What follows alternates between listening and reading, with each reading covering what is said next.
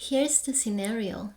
Imagine you are the operations manager at a property management company in Phoenix, Arizona. We're using a small demo dataset here. You've got 35 rental properties, 40 tenants, and 12 field technicians. Every day, tenants submit maintenance requests and you have to figure out who to send. You want to build two things in Foundry.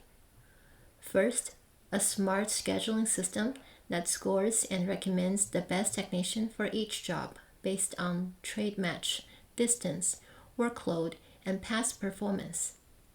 Second, a predictive maintenance model that flags properties at risk of recurring failures before they happen. The project has 7 phases, and I like to think of it like building a house. Phase 1 is pouring the foundation. That's your data. You upload 6 CSV files and build 2 pipeline transforms. Phase 2 is framing, the ontology structure, using object types, links, and actions. Phase 3 is the interior, your scheduling dashboard. Phase 4 adds the smart home systems, an AIP agent, and automate rules. Phase 5 is analytics, FDE risk scoring with TypeScript. Phase 6 is the inspection, governance, lineage, and health checks.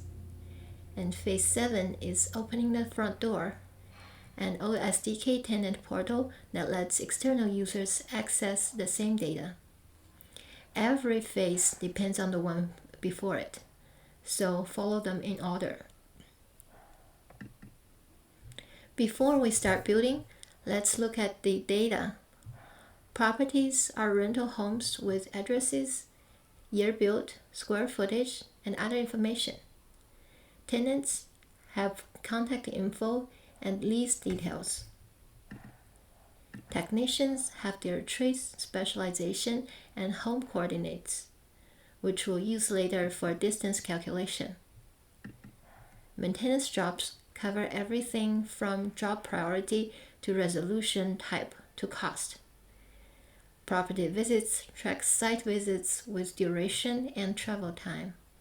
And maintenance history summary has pre-aggregated roles that we'll use for predictive modeling in Phase 5. In the next video, we'll walk through all 7 stages, and we'll also show you some hands-on screenshots.